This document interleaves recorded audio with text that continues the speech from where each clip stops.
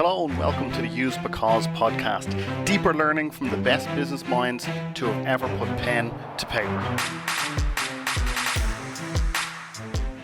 Right after the fall of the Saddam Hussein regime in Iraq, there was some farmers who were essentially displaced, and they were in the south of Iraq.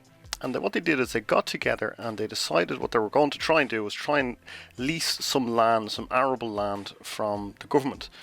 And they used the last of their savings and borrowings to plant crops.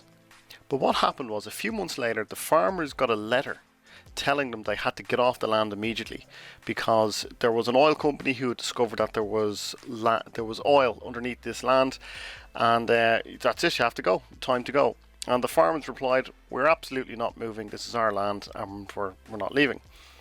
So the oil company then threatened to call the police, and the farmer said, "Well, there's more of us, so you send in the police if you like." And they said, "Well, we'll bring in the army." The oil company said, "We'll bring in the army." And the farmer said, "We've guns too, and we're not leaving. We've got nothing left to lose." So what happened was the troops started to gather, and bloodshed was very much on the horizon. But there was a last-minute intervention from a government official who had literally just finished a training program in what's called alternatives to positional bargaining. And what he wanted to see was why both sides had taken up the position they had taken up. Why had the government forces, the troops in this case, why had they decided that violence was the answer? And why were the farmers so determined to defend their land? There's more to a negotiation than just the position you've taken up. And this is what this particular official decided to do. He decided to ask, essentially, better questions. So what he said was, how long will it be before you expect to produce oil on this land? So that's what he said to the oil company. And the national oil company said, probably 3 years.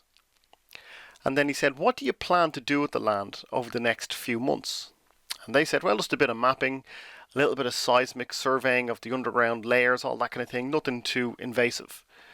And then he asked the farmers, what's the problem with leaving right now, as they've asked?